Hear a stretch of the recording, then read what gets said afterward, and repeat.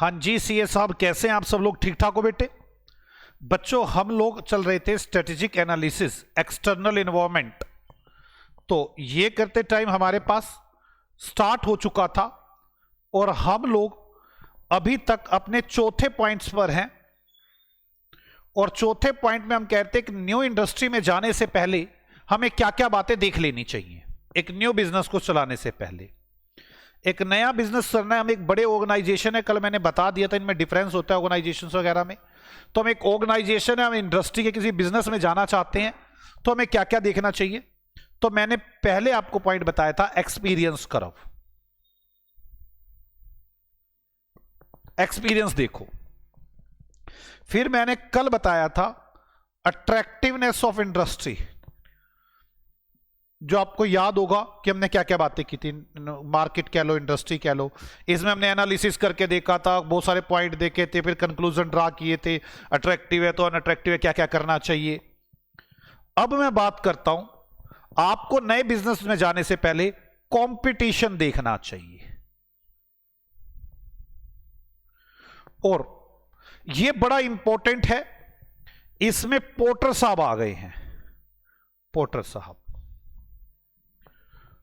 उन्होंने 5 बातें बनाई हैं, इसको बोलते हैं फ्रेमवर्क। फ्रेमवर्क वो कहते हैं आप अपने बिजनेस को इन 5 बातों से गुजारो, इन 5 फ्रेमवर्क से गुजारो। ये 5 फोर्स है, 5 फोर्स। वो कहते हैं हमने एक फ्रेमवर्क बनाया 5 फोर्सेस का, आप अपनी इंडस्ट्री को इस 5 फोर्सेस से गुजारो, आपको पता चल जाएगा कि कंपटीशन कितना है। यह पोर्टर साहब ने बताया है। 5 फोर्स बनाइए, 5 फोर्सेस से गुजारो। यह बहुत इंपॉर्टेंट है फोर्सेस सारी। और इससे इस फोर्सेस को बोलते हैं कि हमने ये फ्रेमवर्क बना दिया है। मैं अगर सच बताऊं तो पोर्टर साहब ने जो कंपटीशन कहा है, वो कंपटीशन ये नहीं कहा कि मैं इंडस्ट्री में हूं, कोई दूसरा भी इंडस्ट्री में है, हम 2 बिजनेस हैं, हम 2 बिजनेस एक दूसरे से लड़ते हैं तो कंपटीशन है। मुझे इन 5 बातों को पढ़ के समझ में आता है कि किसी भी कारण अगर बिजनेस के प्रॉफिट कम होते हैं, बिजनेस के प्रॉफिट कम होते हैं, तो वो कंपटीशन है। आप पहले मेरी बात आप समझ ले। आपके मन में कंपटीशन का मतलब बार बार यही आता है कि दूसरा आदमी अगर इंडस्ट्री में बैठा है तो वो कंपटीशन है। मैं मानता हूं वो तो कंपटीशन है ही है, उससे भी हमारे प्रॉफिट्स कम होते हैं। बड़ी सारी चीजें पोर्टर साहब ने 5 चीजें बताई हैं। कह रहे इन 5 चीजों से फर्म की प्रॉफिटेबिलिटी पर फर्क पड़ता है। अगर इनसे फर्म की इंडस्ट्री की प्रॉफिटेबिलिटी में फर्क पड़ता है तो उस इंडस्ट्री में कंपटीशन है। वो ऐसे कहते हैं, जैसे मैं आपको बताता हूं, भी हल्का हल्का बताने की कोशिश करूंगा मैं अभी। रुक जाओ 1 मिनट, पहले ये मेरी बात समझ में आ गई। पोर्टर साहब कहते हैं 5 बातें हैं, वो 5 बातों से आपके प्रॉफिट्स पर फर्क पड़ता है। आप आराम से चेक करो उस इंडस्ट्री में इन 5 बातों से प्रॉफिट पर कितना फर्क पड़ता है, स्ट्रॉन्ग, वीक, एवरेज। उस बेस पर डिसाइड किया जाएगा कि इंडस्ट्री कंपटीशन है या इंडस्ट्री में कंपटीशन नहीं है। पहले तो मेरी बात को बेटे यहां तक समझ लो। आज मैं कहने जा रहा हूं कि आपको बिजनेस शुरू करने से पहले कंपटीशन देखना चाहिए। यहां कंपटीशन का मतलब यह बिल्कुल ना समझें कि कोई दूसरा व्यक्ति अगर मार्केट में है तो कंपटीशन है। दूसरे व्यक्ति के मार्केट में होने से प्रॉफिट कम होते हैं, यस, तो यह भी कंपटीशन है। मैं और बताता हूं। पोर्टर साहब ने कहा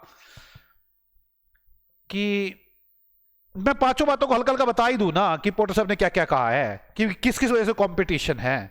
तो पोर्टर साहब ने क्या 5 बातें बोली है, मैं उनके बारे में हल्का हल्का बता देता हूं अपनी भाषा में। फिर लिखवाने वाली भाषा में करेंगे, लिखवाने वाले में बड़ा टाइम लगने वाला इसके। मैं तो सिर्फ अभी ये बताने वाला हूं कि पोर्टर साहब को मुझे क्या क्या बातें समझ में आती हैं कि पोर्टर साहब क्या क्या बोलते हैं। पोर्टर साहब कहते हैं कि 5 फोर्सेस है, आप अपनी इंडस्ट्री में इन 5 फोर्सेस से गुजार कर देखो, अगर पांचों पोर्शन गुजारने के बाद कोई स्ट्रोंग होगी कोई वीक होगी, जैसे मैं बताता हूं, पहले मैं बताता हूं new entrance. New entrance porter साहब क्या बोलते हैं, आराम से सुनना मेरी। पोर्टर साहब कहते हैं आप ये देखो जिस इंडस्ट्री में आप जा रहे हो उसमें नए व्यक्ति जल्दी आते हैं या देर से आते हैं। जैसे मान लो हम रियल एस्टेट इंडस्ट्री में जा रहे हैं या हम कोचिंग इंडस्ट्री में जा रहे हैं। अगर मैं रियल एस्टेट इंडस्ट्री में जा रहा हूं तो यहां तो बड़ी कैपिटल की रिक्वायरमेंट होगी, यहां पर कोई आदमी इजीली तो घुस नहीं सकता, भी आ गया चलो जी मैं बिजनेस करूंगा। कोचिंग सेंटर एरा गैरा नत्तू गैरा, वैसे तो इसमें घुसना नहीं चाहिए किसी को। भाई सब देश के फ्यूचर की बात चल रही है। एक मैं फेल हुआ आ गया मैं पढ़ाऊंगा, ये कोई तरीका थोड़ी ना है।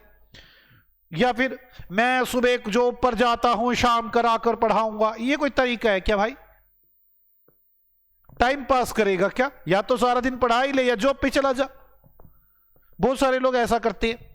तो आप मेरी बात समझे, कोचिंग इंडस्ट्री के अंदर न्यू एंट्रेंस का आना जल्दी आ जाते हैं। कोचिंग इंडस्ट्री में अगर आ जाते हैं तो इसके प्रॉफिट पर फर्क पड़ता होगा, प्रॉफिटेबल कम होता होगा। तो ये पोर्टर साहब ने कहा चेक करो कि न्यू एंट्रेंस कैसी है। रियल एस्टेट है, न्यू एंट्रेंस कम आएंगे, इसकी प्रॉफिटेबिलिटी ज्यादा होगी। तो उन्होंने आपको पहले देखा कि जिस इंडस्ट्री में आप जाना चाहते हो उसको पहला फ्रेमवर्क, उन्होंने 5 बातें, उसको पूरा एक फ्रेमवर्क बोला है। कहता पहले चेक करो न्यू एंट्रेंट ज्यादा है कि कम है। अगर ज्यादा है तो आपकी प्रॉफिटेबिलिटी कम होगी, ये कंपटीशन है। अगर न्यू एंट्रेंस कम है तो आपकी प्रॉफिटेबिलिटी ज्यादा होगी, मतलब ये कंपटीशन कम है। अगर मतलब समझ में आ गया आपको? न्यू एंट्रेंस के हिसाब से तो मैं तो वैसे एग्जांपल लेकर बताया आपको, वैसे वो तो ऐसे बोलते हैं न्यू एंट्रेंट अगर ज्यादा है तो आपके प्रॉफिट कम होंगे और तो कंपटीशन ज्यादा है।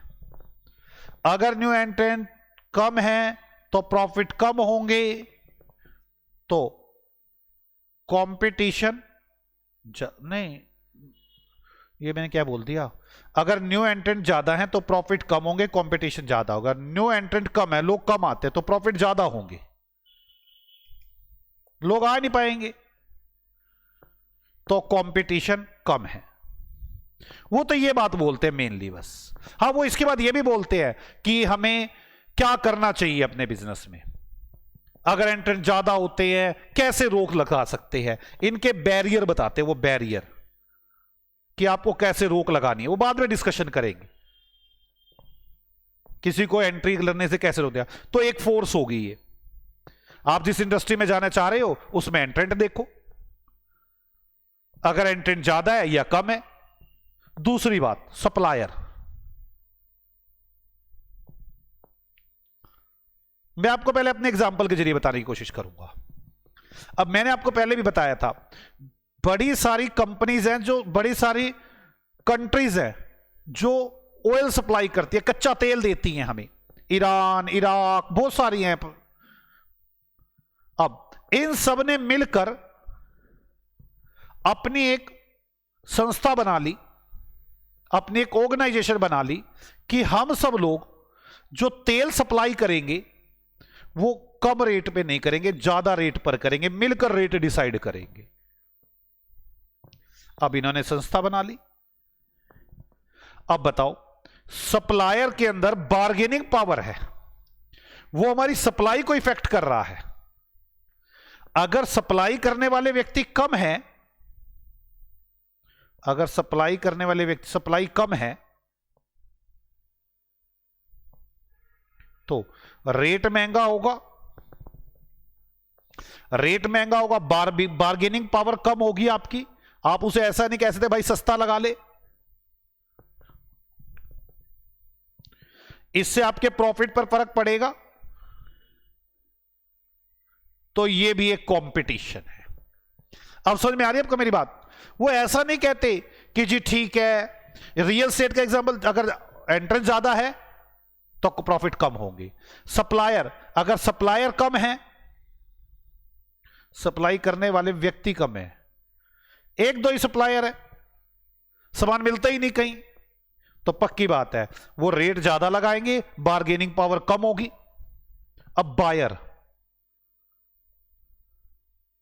वो कहते हैं अगली फोर्स बायर है। हमने कहा वो कैसे? कहते सुने, मैं आपको एग्जांपल देता हूं। बड़ी पुरानी बात है कि रिलायंस थी और एक थी रिलायंस के साथ टाटा। ये दोनों ना घरों के फोन, जो घरों में फोन हुआ करते थे बहुत पुराने जमाने में, वो हैंडसेट खरीदा करती थी एक यूरोप की कंपनी से, यूरोप की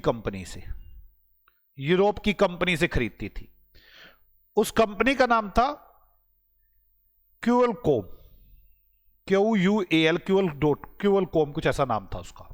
फिर आपने क्या लेना, यूरोप की कंपनी थी, ये हैंडसेट बनाती थी और इंडिया में सिर्फ रिलायंस और टाटा खरीदते थे और कोई खरीदार नहीं था। तो रिलायंस और टाटा वालों को एक बार पता चला कि ये चाइना में भी मिलते हैं ऐसे हैंडसेट्स, तो ये दोनों आपस में मिल गए।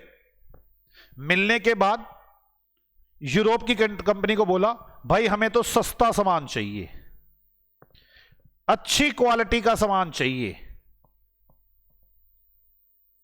क्वालिटी बढ़ा, सस्ता कर, वरना हम खरीद लेंगे चाइना से। आखिरकार क्यूकोल कंपनी को सस्ते में सामान बेचना पड़ा। बायर, यहां पर बायर कौन थे? रिलायंस और टाटा।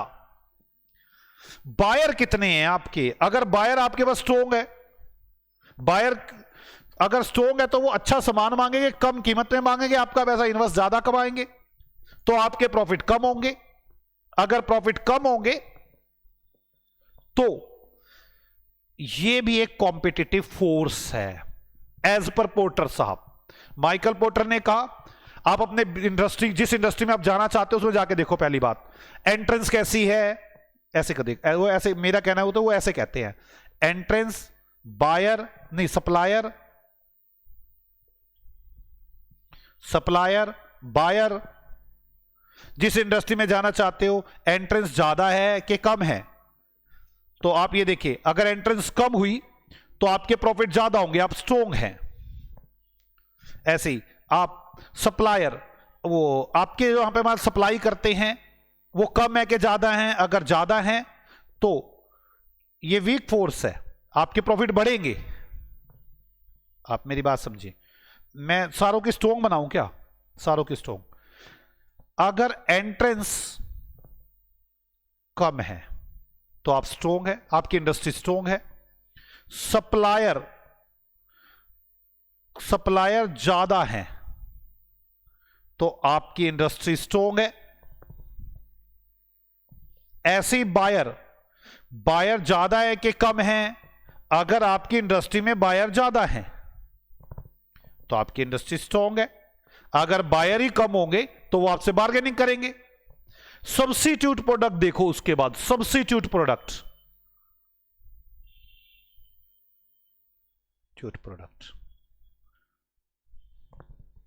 पोर्टर साहब का कहना है, अब देखो, जैसे पेप्सी था, एक टाइम पे पेप्सी और कोक था, इतना लड़ते थे आपस में, आपको कोई पेप्सी नहीं पिएगा तो कोक पी लेगा, सब्स्टिट्यूट प्रोडक्ट।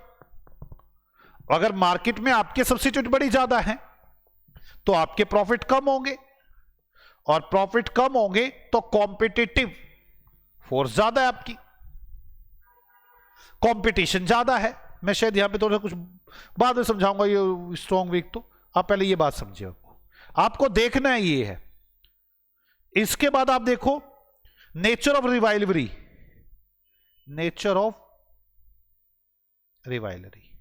ये क्या है? मार्केट के अंदर जो कॉम्पिटिटर बैठे, जो आपस में बैठे हैं, बड़े सारे लोग रिवाइलरी बैठे हैं, वो आपस में क्या करते हैं? मिलके चलते हैं या आपस में लड़ते हैं, गला काट काम करते हैं?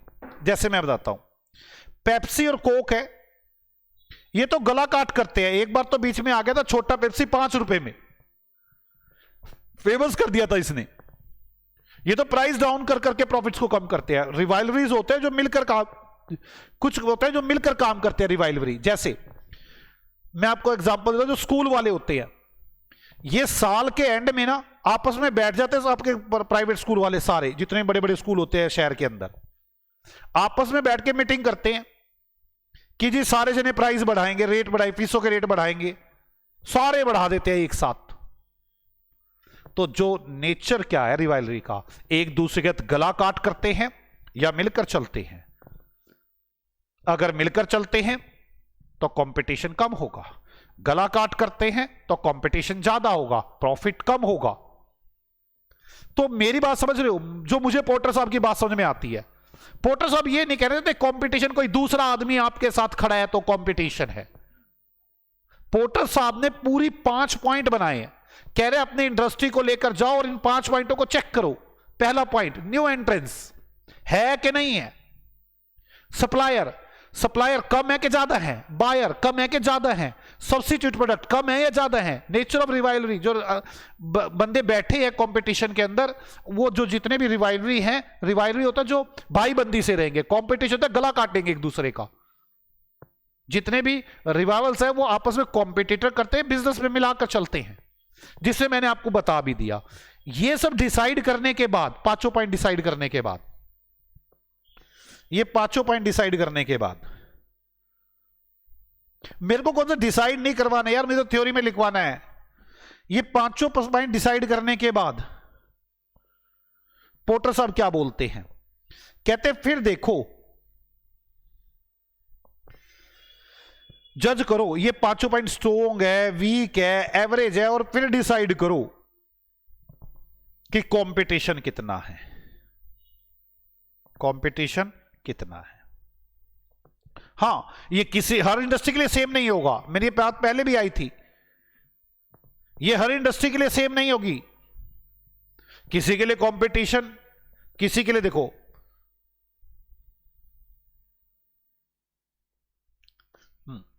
सप्लायर है, मान लो मैं हूं, मेरे पास सप्लायर नहीं है, मेरी वाली इंडस्ट्री सप्लायर नहीं है, दूसरी इंडस्ट्री में सप्लायर है, तो हर इंडस्ट्री में सेम नहीं चल सकता ये। और मैंने इसीलिए कहा था कि ये एब्सोल्यूट नहीं है, ये रिलेटिव मेजर है। उस टाइम लास्ट क्लास में थोड़ी सी कम समझ में आई थी इसकी। हमारे पास 5 फोर्सेस है और मुझे इन 5 फोर्सेस के बारे में लिखना है। बहुत बड़ा टॉपिक है ये, मैं पहले एक फोर्स के बारे में, दूसरी, तीसरी, चौथी, 5वीं फोर्स के बारे में लिखना है, थोड़ा बहुत पोर्टर साहब के बारे में भी लिखना होगा। पहले पोर्टर साहब के बारे में तो मैं यही लिखूंगा ना, बीच में सारा कोई मिक्सचर होता है, थोड़ी सी भूमिका होती है, थोड़ी सी इंट्रोडक्शन होती है। ये वाली बात तो मैं बाद में लिखूंगा, ऊपर की 5 लाइनें। पहले तो मैं एक एक करके इनकी फोर्स के बारे में लिखूंगा। तो अगर मैं आपको 2 तरह से सिखाऊंगा कि एक बार अगर थोड़ा लिखने के लिए आ जाए तो कैसे लिखेंगे, और अगर पूरा लिखने के लिए आए तो कैसे लिखेंगे। पहले मैं पूरा लिखवा दूं, फिर थोड़ा लिखवाऊंगा। मैं पहले तो 5 to 6 लाइन छोड़ देना पोर्टर साहब के लिए, 5 से 6 लाइनें। 5 से 6 लाइनों में पोर्टर साहब की कुछ बातें आएंगी। उसके बाद मैं सबसे पहले लेकर आता हूं bargaining power of buyer, Reliance वाली बात, इसको लिखवाता हूं। फिर मैं लिखाता हूं सप्लायर को, फिर सब्स्टिट्यूट को, फिर इन दोनों को लिखूंगा, ये दोनों थोड़े बड़े हैं। पहले मैं सप्लायर को लिखवाता हूं, बार्गेनिंग पावर ऑफ बायर। आप मेरे एग्जाम्पल को याद रखना, मैं इसमें क्या क्या बातें लिखूंगा। मैं बार्गेनिंग पावर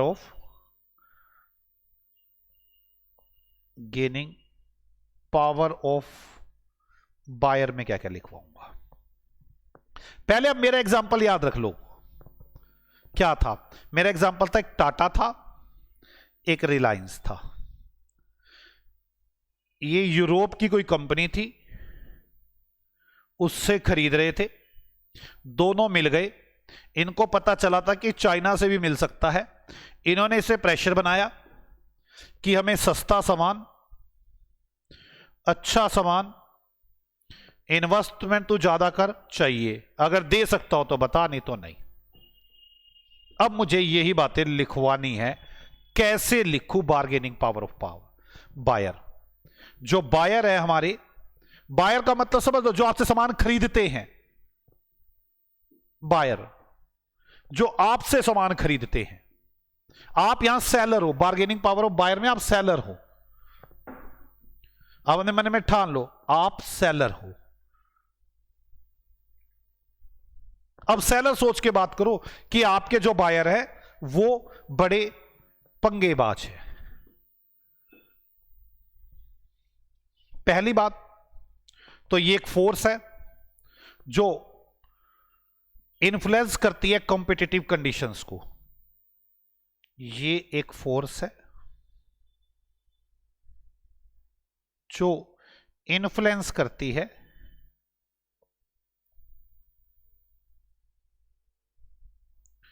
कॉम्पिटिटिव कंडीशंस को। ये तो बात वैसी लिख दी मैंने। आपको मेरी बात समझ में आ गई ना? अगर प्रॉफिट आपके डिस्टर्ब हो रहे हैं तो उसे पोर्टर साहब कंपटीशन बोलते हैं। ये एक फोर्स है जो इन्फ्लुएंस करती है कॉम्पिटिटिव कंडीशंस को। मैं पहले इसके बारे में ना एग्जांपल के जरिए बनाता हूं। बायर ग्रुप बना लेते हैं या कैटल्स, कैटल्स का मतलब संघ, वो ग्रुप बना लेते हैं या कोई संस्था बना लेते हैं, कैटल्स बना लेते हैं, जैसे रिलायंस और टाटा ने बना ली, बना लेते हैं। जो बना लेते हैं तो ये इंपॉर्टेंट फोर्स बन जाती है, तो ये इंपॉर्टेंट फोर्स बन जाती है, इंपॉर्टेंट फोर्स बन जाती है। पहली पॉइंट समझ में आ गया? मैं कहूंगा बार्गेनिंग पावर इन्फ्लुएंस करती है कॉम्पिटिटिव कंडीशन को, ये एक फोर्स है। ग्रुप बना लेते हैं तो ये बड़े इंपॉर्टेंट बन जाते हैं।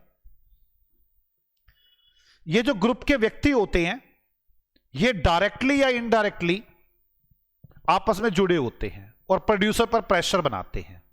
ये यूजर सभी डायरेक्टली और इनडायरेक्टली मिलकर, डायरेक्टली या इनडायरेक्टली मिलकर, एक सेकेंड, मैंने कहा था जो बायर के यूजर्स है, जो ग्रुप के यूजर्स है, एक सेकेंड यार, यूजर्स डायरेक्टली, ये क्या हो रहा है, एक सेकेंड बच्चों, और इनडायरेक्टली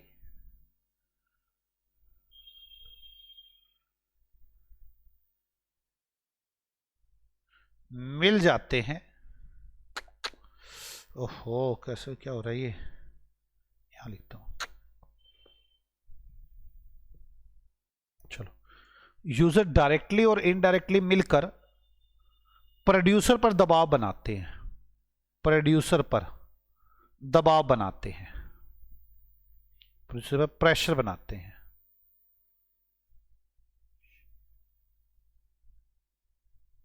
यहां तक समझ में आ गई? ये एक फोर्स है जो इन्फ्लुएंस करती है कॉम्पिटिटिव कंडीशन को। बायर ग्रुप बना लेते हैं, ये तो वैसे भी एक मैंने लाइन पहले लिखवा दी। बायर ग्रुप बना लेते हैं, ये बड़ा इंपॉर्टेंट बन जाता है जब वो ग्रुप बना लेते हैं। जितने भी यूजर्स होते हैं वो डायरेक्टली या इनडायरेक्टली मिलकर प्रोड्यूसर पर प्रेशर डालते हैं। वो क्या प्रेशर डालते हैं प्रोड्यूसर पर? प्रोड्यूसर का प्राइस ही नहीं, प्राइस ही नहीं, उसकी कॉस्ट और इन्वेस्टमेंट को इफेक्ट करते हैं, उसकी कॉस्ट इन्वेस्टमेंट को इफेक्ट करते हैं। प्राइस को तो करते करते हैं, ये बायर से बेस्ट क्वालिटी मांगते हैं, बायर से बेस्ट क्वालिटी मांगते हैं।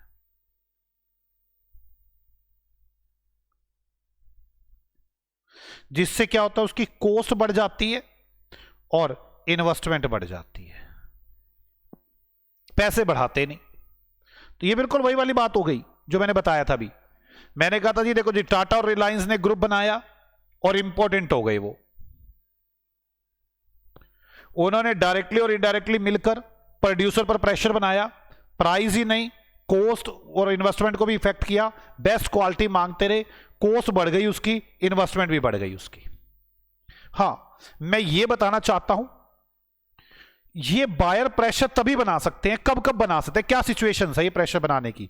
एक बात तो मैं ये पूरी ये लिखवाऊंगा, ये तो लिखवाऊंगा ऊपर वाली कि ये फोर्स है जो कॉम्पिटिटिव कंडीशन को इफेक्ट करती है, इन्फ्लुएंस करती है। फिर ये वाली पूरी बात लिखवा दूंगा। फिर एक दूसरी बात लिखवाऊंगा इसके अंदर में कि भाई साहब ये प्रेशर बना कब सकते हैं। 3 सिचुएशन है जब ये प्रेशर बना सकते हैं।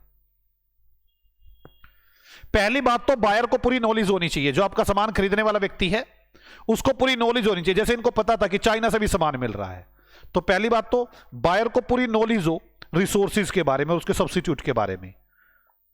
बायर्स को पूरी नॉलेज हो, बायर्स को पूरी नॉलेज हो, तो बायर को पूरी नॉलेज हो, क्या नॉलेज हो, रिसोर्सेज की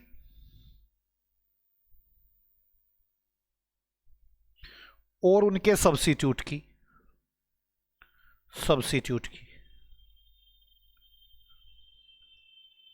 बायर ये तभी कर सकता है, अदरवाइज बायर कर ही नहीं पाएगा। तो मेरी जो डिस्कशन चल रही थी, मेरी डिस्कशन ये चल रही है, मेरा ये सेकंड पॉइंट है, बायर प्रेशर बना कब सकते हैं, प्रेशर कब बन सकता है। ये मतलब प्रोड्यूसर पर प्रेशर बनाते हैं कि वो ये काम करे, प्रेशर बनाते कब है वो, जब बायर को पूरी नॉलेज हो प्रोडक्ट के बारे में। पहला काम तो यही है, बायर को पूरी नॉलेज है इस प्रोडक्ट के बारे में। दूसरा, बायर बहुत बड़ा है, सारा सामान ही वही खरीदते हैं, मन नंबर ऑफ बायर कम है। बायर बड़ी मात्रा में अमाउंट स्पेंड करता है,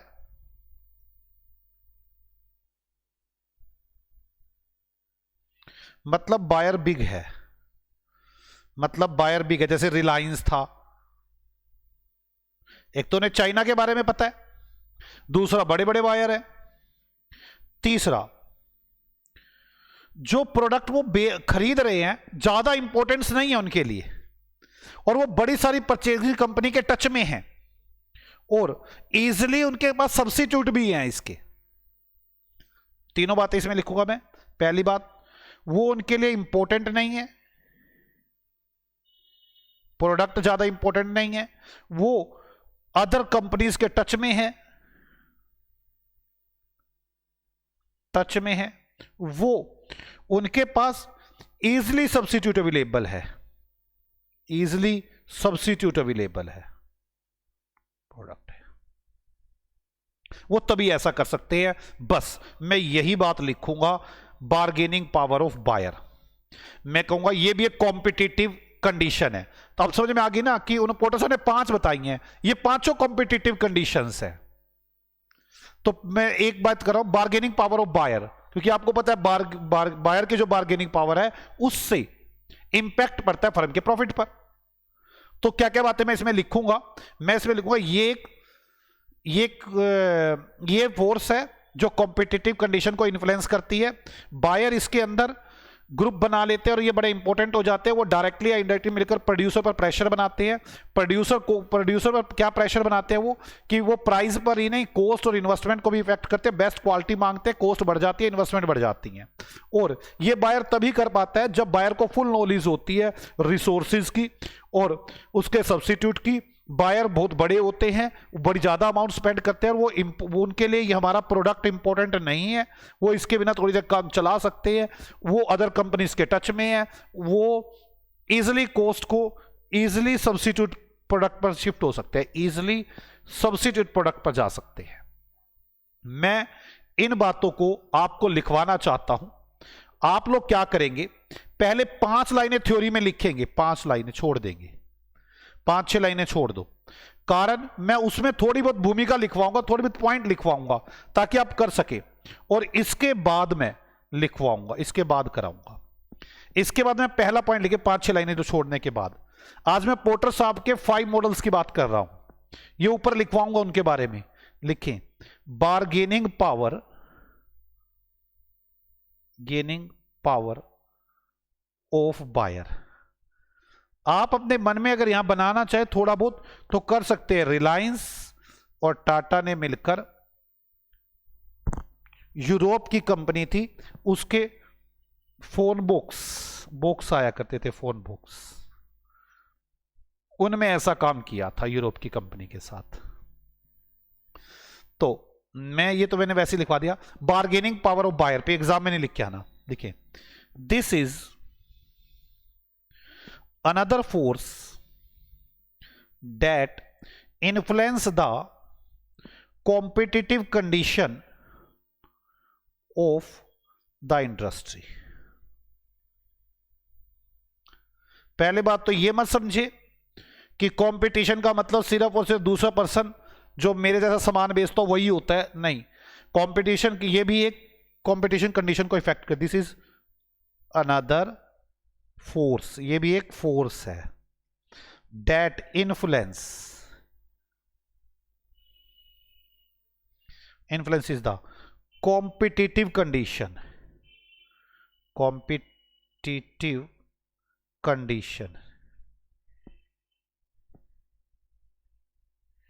ऑफ द इंडस्ट्री। इसके बाद ये कॉम्पिटिटिव कंडीशन को इफेक्ट करती हैं। दूसरी बात, अब मैं लिखूंगा इसमें वो क्या होता है, वो बड़े इंपॉर्टेंट हो जाते हैं अगर वो ग्रुप बना लेते हैं या कर्टल बना लेते हैं। तो लिखे, this force will be, this force will become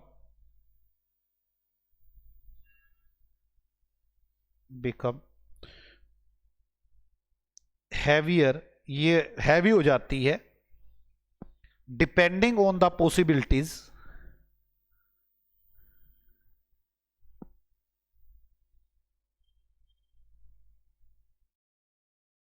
pending on the possibilities of the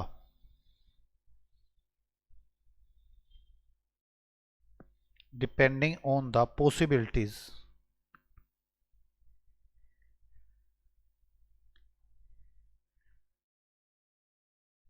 of the buyer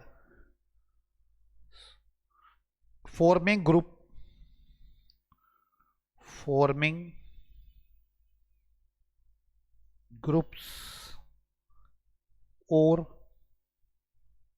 cartels. Cartels का होता है संघ बना लेना, वो कोई संस्था बना लेना। जब वो ग्रुप बना लेते हैं या कोई संघ बना लेते हैं तो ये हैवी हो जाती है। ज्यादातर ये इंडस्ट्रियल प्रोडक्ट में दिखती है, ये तो मैं बताना बात भूल गया था। ज्यादातर ये इंडस्ट्रियल प्रोडक्ट में दिखती है। इंडस्ट्रियल प्रोडक्ट का मतलब जहां पर इंडस्ट्री में यूज होने वाले प्रोडक्ट होते हैं, जो वो वाली लाइन लेता हूं। मोस्टली जैसे रिलायंस और उन दोनों ने बनाया था, mostly this is a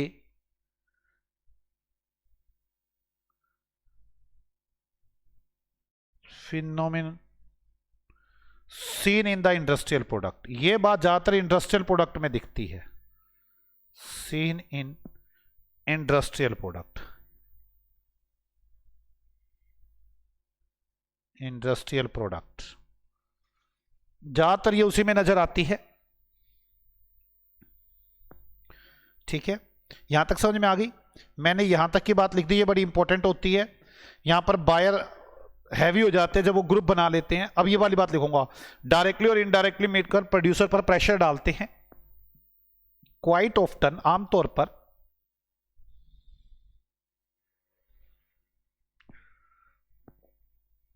quite often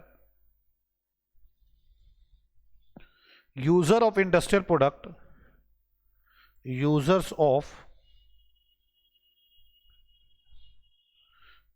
industrial product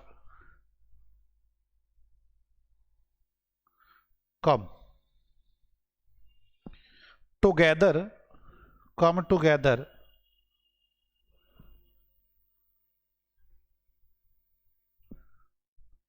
formally or informally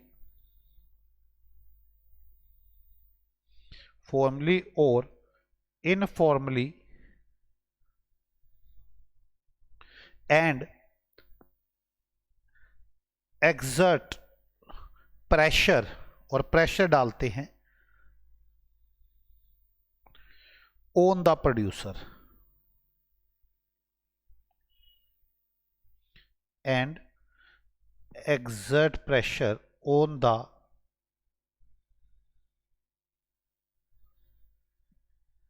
समझ में आ गई? ये भी एक कॉम्पिटिटिव फोर्स को इन्फ्लुएंस करता है। ये हैवी हो जाता है जब बायर्स के ग्रुप बन जाते हैं या कार्टेल बन जाते हैं। ये इंडस्ट्रियल प्रोडक्ट में दिखता है। फॉर्मली और इनफॉर्मली वो प्रेशर डालते हैं, और क्या प्रेशर डालते हैं अब ये बताना है। क्या प्रेशर डालते हैं? वो प्राइस पर ही नहीं, कॉस्ट और इन्वेस्टमेंट पर भी डालते हैं। वो बेस्ट क्वालिटी मांगते हैं जिससे कॉस्ट बढ़ जाती है और इन्वेस्टमेंट्स बढ़ जाती हैं। वो इस तरह से हमारे पर इफेक्ट डालते हैं। लिखो, the bargaining power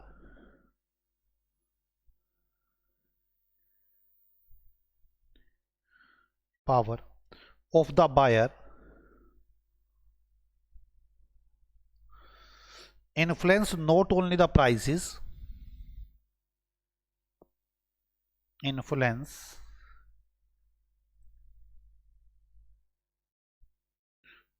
not only the prices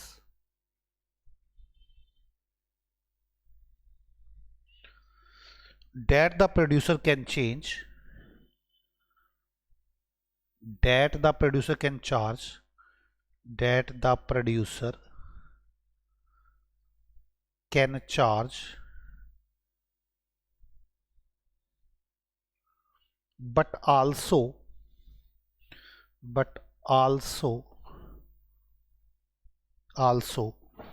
influence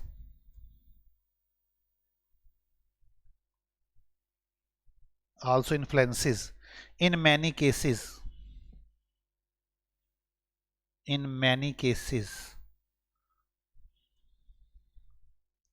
cost and investment, costs and investments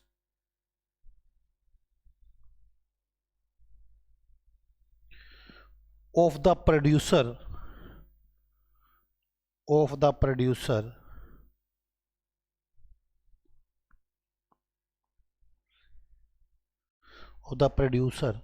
because क्योंकि because पावरफुल बायर, जो भी पावरफुल बायर होंगे, because powerful buyer usually bargain for better service.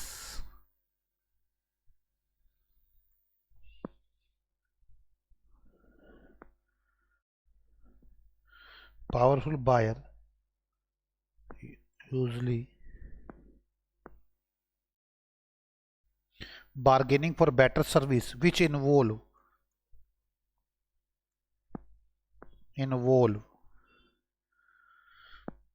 cost and investment on the part of producer.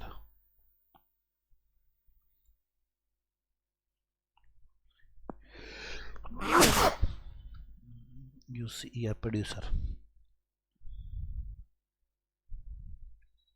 involve cost and investment on the part of the producer. मैंने ये बात भी लिखवा दी अब आपको कि वो हमसे कॉस्ट और इन्वेस्टमेंट बढ़ा देते हैं जिससे कि बार्गेनिंग पावर, जो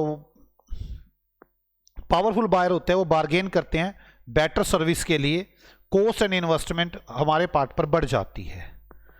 अब ये सारे प्रेशर वो तब कर सकते हैं, वो प्रेशर तब बना सकते हैं जब हमें ये सब बातों का पता हो। अब मैं ये बातें लिखूंगा, पहले लिखूंगा वो ये प्रेशर एक्सर्ट तभी कर सकते हैं जब भाई lower price, best quality, better service, ये सब तब कर सकते हैं जब उन्हें इन सब बातों का पता हो। पहले यही बात लिखता हूं, buyer of an industry products और service, buyers buyers of an industry's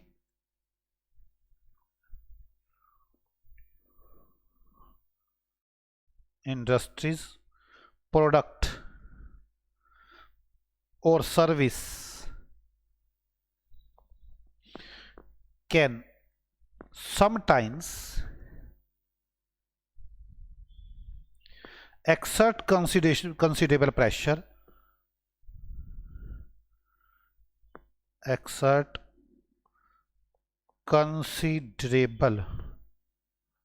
बहुत ज्यादा pressure on existing firm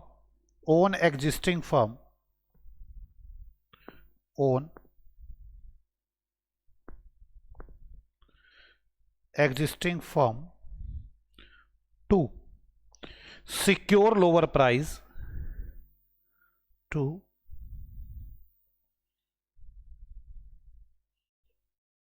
secure lower price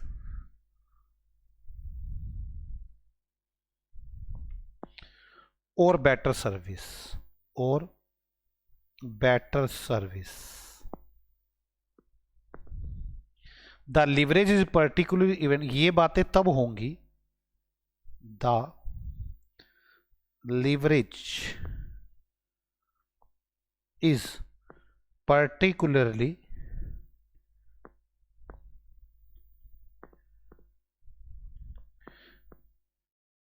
evident when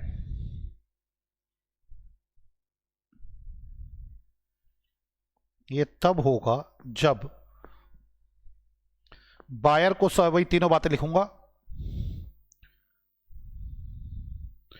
first buyer have full knowledge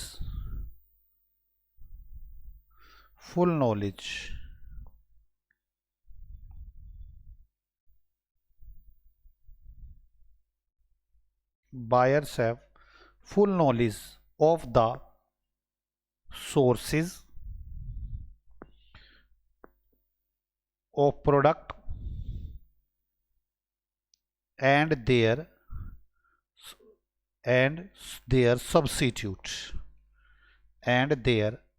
substitute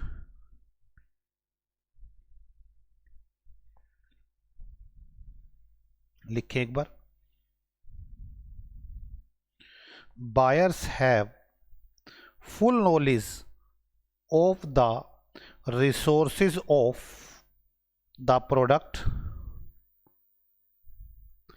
and their substitute buyer को फुल नॉलेज होती है sources की और उसके substitute की दूसरा वो बड़ा बायर है बड़ी सारे पैसे खर्च करता है और बड़ा बायर है तभी वो ऐसा प्रेशर क्रिएट कर सकता है second they spend a lot of money on the industry products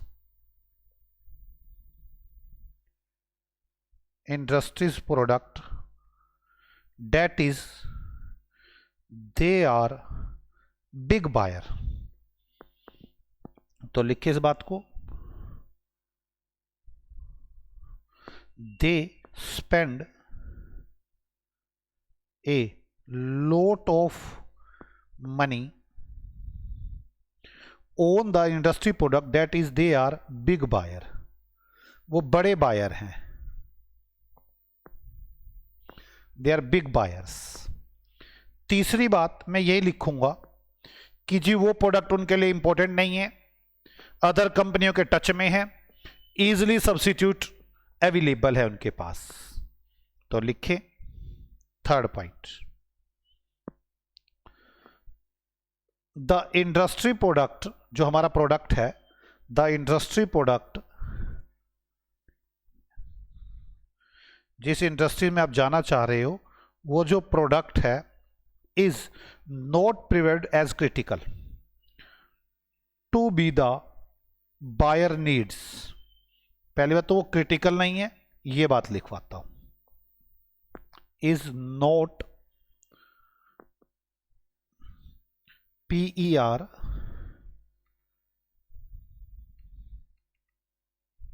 चल ले भाई, तो बड़े धोखे PERCEI फिर perceived as critical, वो क्रिटिकल नहीं है कंपनी, तो इंडस्ट्री का प्रोडक्ट क्रिटिकल नहीं है टू द बायर्स नीड, जो बायर्स की नीड है उसके according, and the firm supplying the product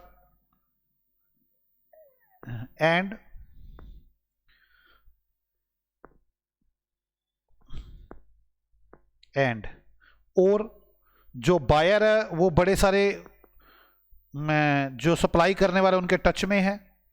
buyers are more consider the firms, बहुत ज्यादा फर्मों से कनेक्टेड है, वो बहुत ज्यादा फर्मों से बातचीत कर रहा है। Are more concentrated with the firms supplying the products,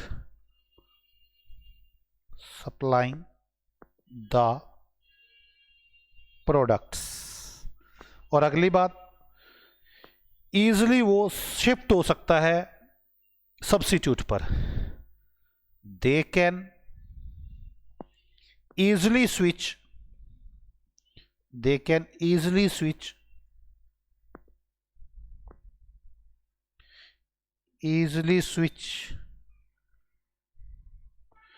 to the substitute product.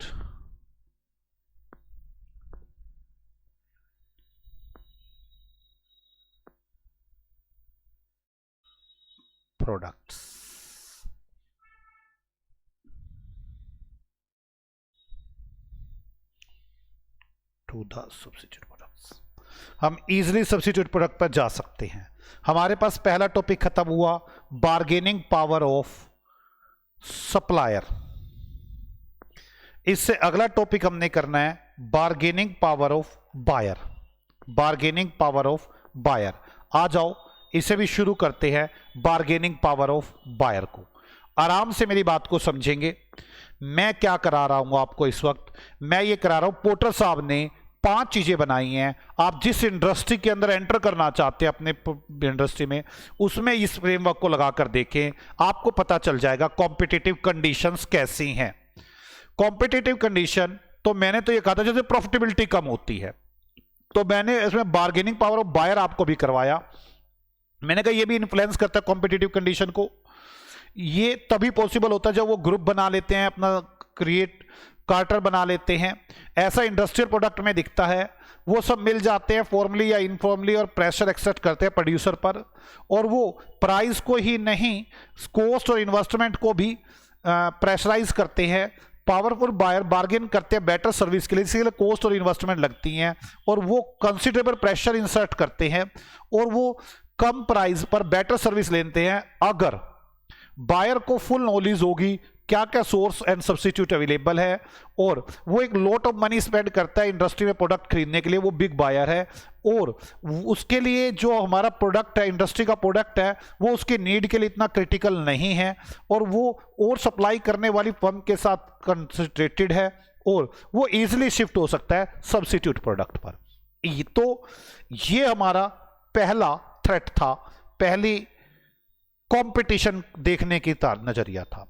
अब हम बात करने वाले हैं सप्लायर की। आ जाओ बच्चों समझते हैं बार्गेनिंग पावर ऑफ सप्लायर। अब मैं सप्लायर की तरफ जा रहा हूं।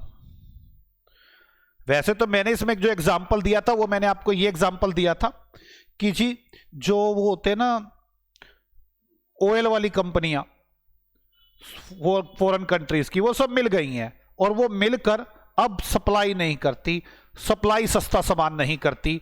ये है बार्गेनिंग पावर ऑफ सप्लायर। मैंने तो ये बताया था कि उन्होंने अपनी एक संस्था बना ली है, और वो आपको जो सामान देते हैं वो सामान आपको अब सस्ता नहीं देंगे। इसमें सप्लायर अगर हमें सामान सस्ता नहीं देंगे तो इससे हमारी कॉस्ट बढ़ेगी, हमारे प्रॉफिट्स कम होंगे, मार्केट की अट्रैक्टिवनेस कम होगी।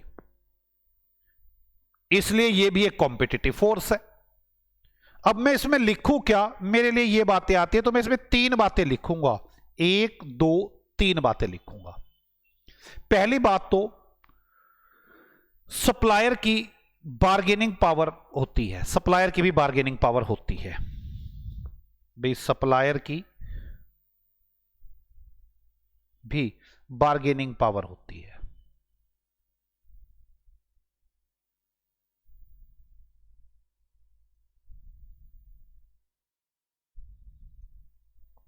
पहले मैं तो यही बताऊंगा एक बात में कि बार्गेनिंग पावर का क्या मतलब है, दूसरी बात में तो मैं यही बताऊंगा बार्गेनिंग पावर का क्या मतलब है। बार्गेनिंग पावर आप समझो, जो हमारे पास इनपुट आ रहा था, जैसे हमारे यहां पे कच्चा तेल आ रहा है, जो हमारे यहां पर इनपुट आ रहा है उसकी कॉस्ट पर इफेक्ट होता है सबसे बड़ा, cost of raw material,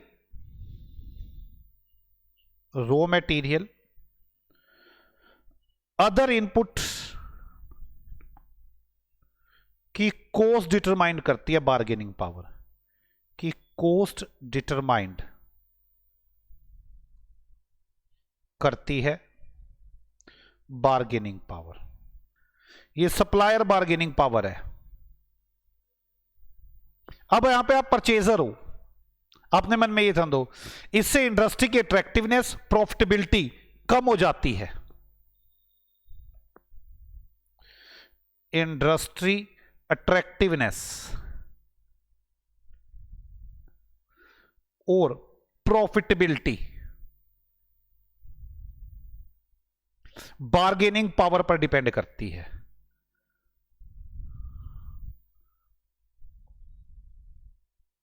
bargaining power of supplier पर डिपेंड है।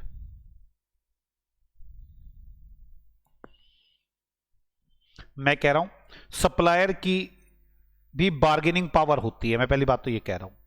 तो पहले तो लोगों को समझ में आता कि सप्लायर जो मैं सामान भेजता है उसकी क्या बार्गेनिंग पावर, हाँ वो भी बार्गेनिंग पावर में आ जाता है, जो मैंने आपको बता दिया। मैंने कहा रॉ मटेरियल और अदर इनपुट की जो कॉस्ट होती है वो बार्गेनिंग पावर पे डिसाइड करती है। आप सोचो, अगर सप्लायर की बार्गेनिंग पावर कम है तो मेरी कॉस्ट कम होगी, सप्लायर की बार्गेनिंग पावर ज्यादा है, बार्गेनिंग पावर मतलब मिलकर काम कर रहे हैं वो, ठीक है। हाँ मैं यहां पर ये लिखवाऊंगा, ये पॉसिबल कब है, पॉसिबल कब है, ये मतलब सप्लायर जो है वो कब इतना ताकतवर बन जाता है, पॉसिबल कब कम है। अगर सप्लायर का प्रोडक्ट स्पेशल नेचर का हो, जैसे तेल है, अब हर जगह तो अवेलेबल नहीं है, उसका प्रोडक्ट स्पेशल नेचर का है तो उसकी बार्गेनिंग पावर उतनी ज्यादा होगी। मतलब सप्लायर का प्रोडक्ट स्पेशल नेचर का है, स्पेशलाइज्ड है, मतलब स्पेशलाइज है, तो उसकी क्लाउड उतनी ज्यादा होगी, उसकी बार्गेनिंग पावर क्लाउड होगी, ज्यादा, क्लाउड मतलब ज्यादा, बार्गेनिंग पावर क्लाउड होगी। नंबर ऑफ सप्लायर इन ये मार्केट में, नंबर ऑफ सप्लायर लिमिटेड है, ऐसा तभी हो सकता है जब नंबर ऑफ सप्लायर लिमिटेड हो या उसका प्रोडक्ट स्पेशल हो, और वो हमारे कॉस्ट ऑफ रॉ मटेरियल और अदर इनपुट्स की कॉस्ट को इंपैक्ट, कॉस्ट को बनाते हैं। वो इंडस्ट्री की अट्रैक्टिवनेस, प्रॉफिटेबिलिटी, ये सब बार्गेनिंग पावर पर ही डिपेंड करती है। अब इंडस्ट्री की प्रॉफिटेबिलिटी, यहां तो 2 बातें समझ में आ गई, अब तीसरी बात लिखते हैं, आ जाओ। अब हम उससे कैसे दब जाते हैं, करें, मतलब मैं कहता हूं वो कैसे हमें कमांड कर लेता है। मैं कह रहा हूं सप्लायर की बार्गेनिंग पावर सप्लाई की फर्म को कमांड करती है, फर्म को कमांड करती है, फर्म को रोकती है, फर्म को पूरा कंट्रोल में कर लेती है, कमांड करती है हमारी फर्म को। ऐसा क्यों है, वो एक तो पॉइंट पहला ही हो गया कि उसका प्रोडक्ट ही ऐसा इंपॉर्टेंट है, उसका सब्स्टिट्यूट नहीं है, वो तो वही आ गया स्पेशलाइज्ड प्रोडक्ट है। पहला तो पॉइंट आपको आता ही है कि प्रोडक्ट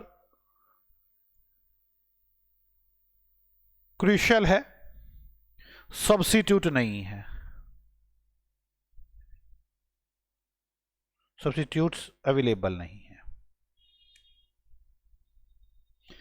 तो भाई साहब हमें दबना ही पड़ेगा। तो ये तो वही वाली बात आ गई पहले वाली कि उसका स्पेशलाइज प्रोडक्ट है। दूसरा, स्विचिंग कॉस्ट बड़ी ज्यादा है। स्विचिंग कॉस्ट, ये पहले कहीं और भी आएगा, मैं यहीं पे समझा दूं पहले इसका थोड़ा। स्विचिंग कॉस्ट हाई है। मैं आपको ना एक एग्जांपल देता हूं अमूल का।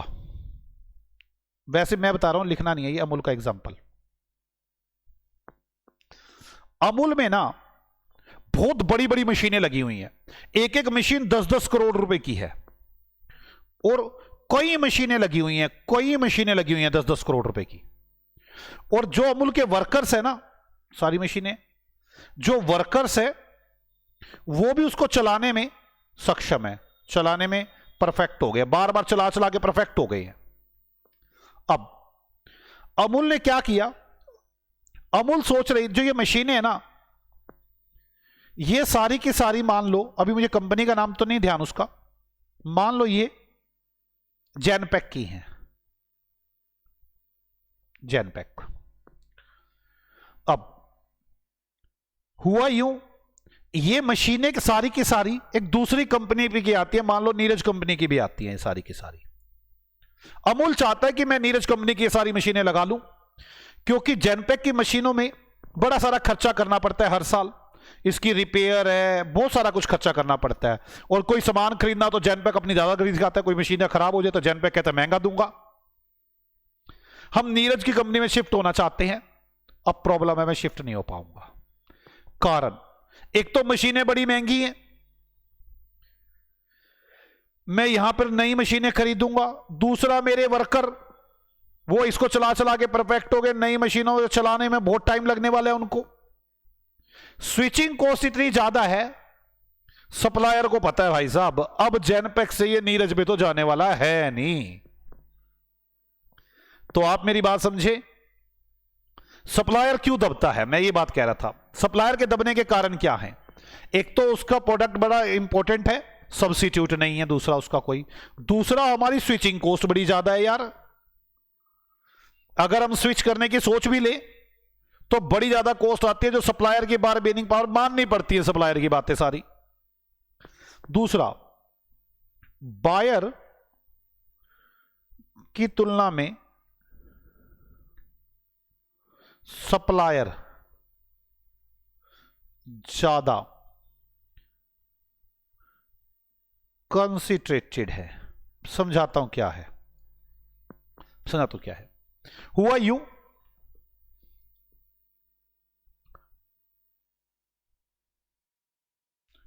आपने स्कूल तो सुने ही होंगे, मैं यहां पे एग्जांपल देता हूं आपको स्कूल का। स्कूल में जो स्टूडेंट्स हैं वो बायर्स हैं, और जो स्कूल है वो सप्लायर है। अब है क्या, सभी स्कूल वाले तो बड़ी जल्दी मिल जाते हैं फीस बढ़ाने के लिए, जो बायर हैं, जो टीचर्स हैं, जो पेरेंट्स हैं, वो मिलते नहीं।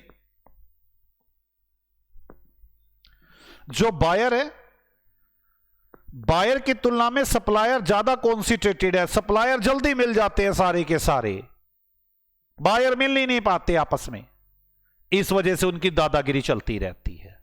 तो मैंने आपको ये 3 बातें इसमें लिखवानी है कि बार्गेनिंग पावर ऑफ सप्लायर, ये भी हमारी प्रॉफिटेबिलिटी को इफेक्ट करेगा। तो मतलब पोर्टर साहब कहते हैं, माइकल पोर्टर साहब कहते हैं, मैंने 5 बातें बताई हैं। सबसे पहले बार्गेनिंग पावर ऑफ, पहले बायर में कौन था, हम कौन थे, सेलर, हम कौन थे, सेलर। दूसरा, बार्गेनिंग पावर ऑफ सप्लायर में हम कौन है, हम हैं परचेजर। सप्लायर में समझ लो हम परचेजर है। तो हम कह रहे थे कि जी हमारी रॉ मटेरियल की इनपुट की कॉस्ट और अदर प्रोडक्ट की कॉस्ट की बार्गेनिंग पावर पर इफेक्ट पड़ती है, ये डिटरमाइन करते हैं हमारी कॉस्ट। मार्केट की इंटरेक्टिवनेस, प्रॉफिटेबिलिटी बार्गेनिंग पावर पर डिपेंड करती है। सप्लायर की भी बार्गेनिंग पावर होती है। मैंने आपको यह बताया कि जो माल बेच रहा है वो तभी पॉसिबल है अगर उसका प्रोडक्ट स्पेशलाइज नेचर का हो, तो वो ज्यादा बार्गेनिंग करेगा, और नंबर ऑफ सप्लायर लिमिटेड हो तब भी वो ज्यादा बार्गेनिंग करेगा, और सप्लायर को कमांड करेगा, वो सप्लायर की भी वो बायर को कमांड करेगा, सप्लायर जो है वो बायर को कमांड करेगा। अगर उसका प्रोडक्ट बड़ा क्रूशियल है और उसका कोई सब्स्टिट्यूट नहीं है, स्विचिंग कॉस्ट बड़ी ज्यादा है उसकी, और बायर की तुलना में सप्लायर ज्यादा कॉन्सेंट्रेटेड है।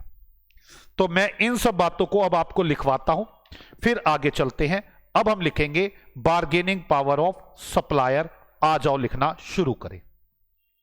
बार्गेनिंग पावर ऑफ सप्लायर लिखें। दूसरा करवा रहा हूं, बार्गेनिंग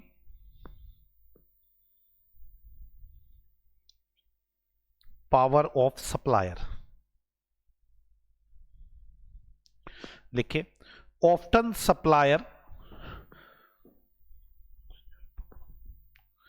मैंने बताया ना, supplier often, quite often, supplier to exercise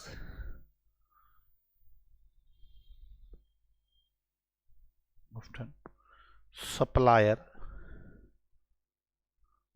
to exercise considerable power over companies। Companies पर ये बड़ी ज्यादा,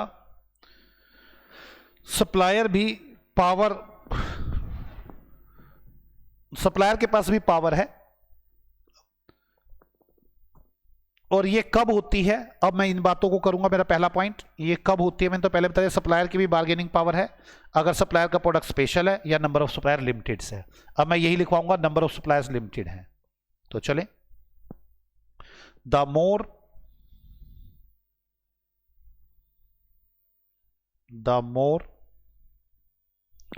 specialized more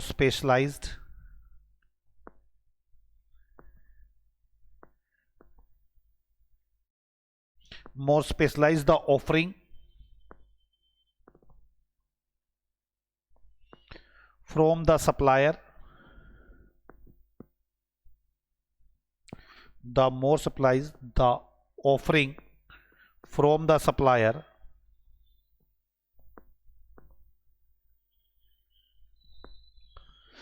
greater in his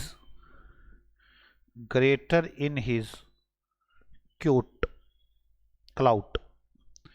अगर उसका प्रोडक्ट स्पेशल है, specialise offering, supplier greater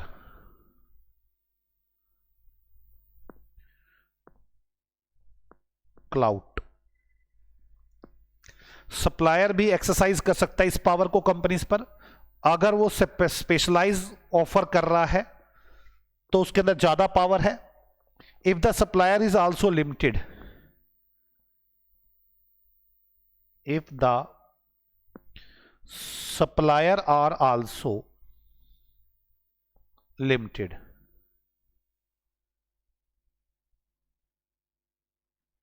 if the suppliers are also limited in a number, they stand better chances they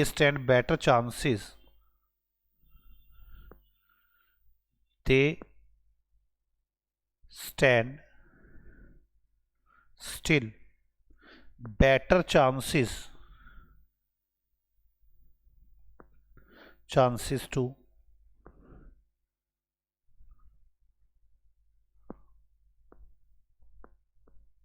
to exhibit their bargaining power,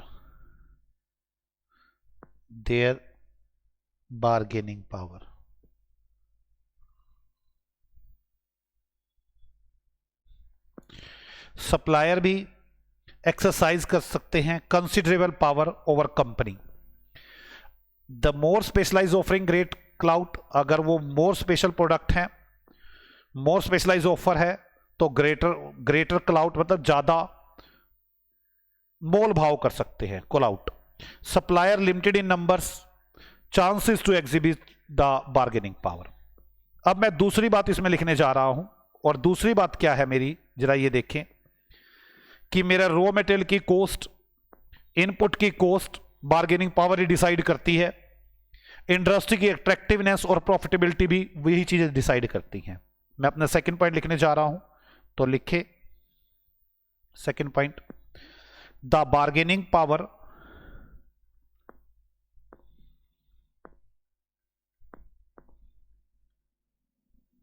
of the supplier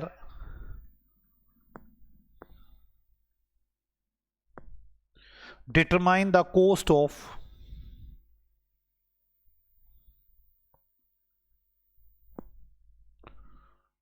mines, the cost of raw material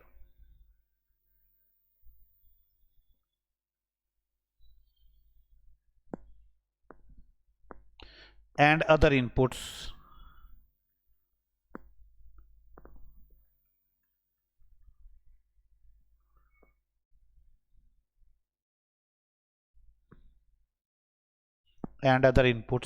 of the industry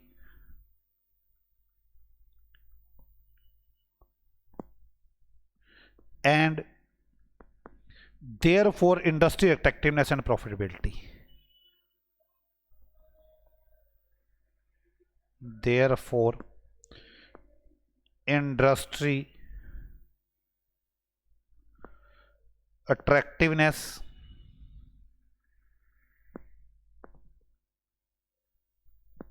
and profitability.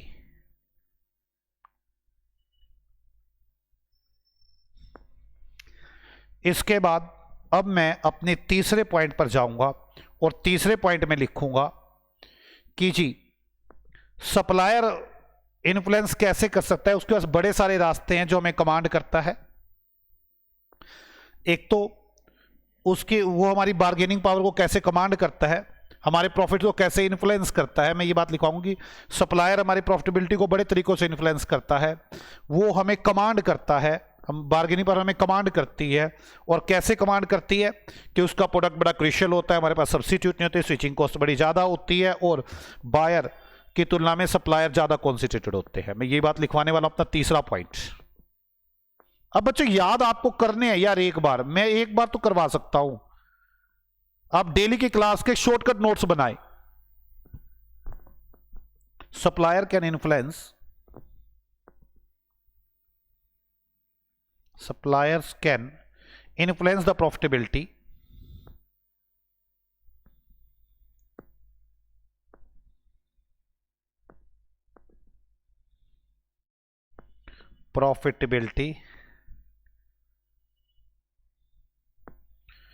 if an industry in a if an industry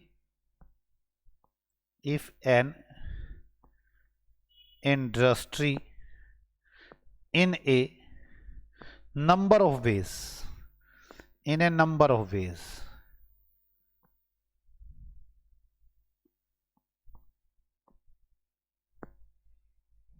supplier can command, influence the profitability in number of ways. Supplier can command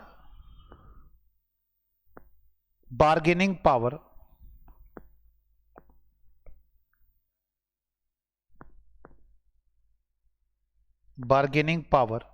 over a firm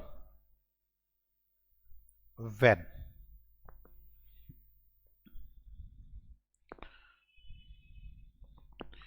supplier can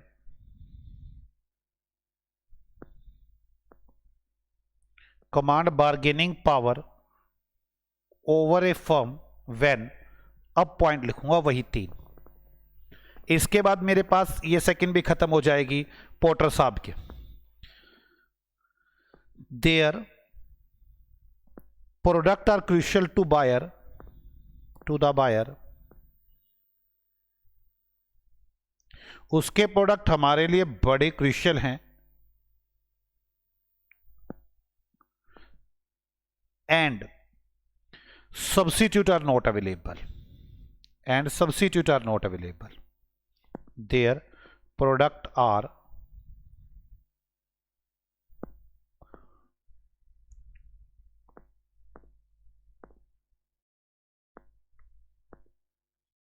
crucial to the buyer and substitute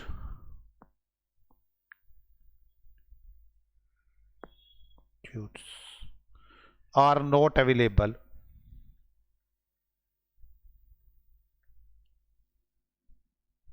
और substitute नहीं है हमारे पास। Second, switching cost बड़ी ज्यादा है, erect high switching cost,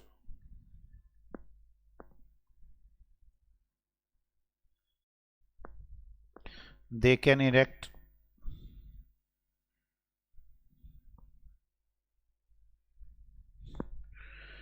they are more concentrated, they are more concentrated than their buyer,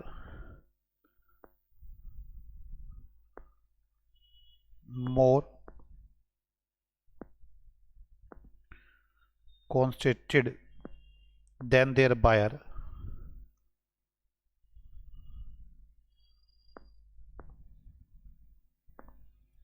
हमारे पास ये हो गया। अब हम अगली क्लास में करेंगे सब्स्टिट्यूट। 5 फोर्स बतानी थी जिनसे हमारे प्रॉफिट्स पर फर्क पड़ता है। पोर्टर साहब ने बताया, पहली फोर्स मैंने बता दी आपको, बार्गेनिंग पावर ऑफ सप्लायर, फिर मैंने बता दी बार्गेनिंग पावर ऑफ बायर। अब बनाएंगे सब्स्टिट्यूट प्रोडक्ट, फिर नेचर ऑफ रिवाइवल, फिर न्यू एंट्रेंस। ये 5 पॉइंट कराने हैं, फिर हमें थोड़ी बहुत पोर्टर साहब के इन पॉइंटों की नॉलेज हो जाएगी। ओके बच्चों, मिलते हैं आपसे अगली क्लास में।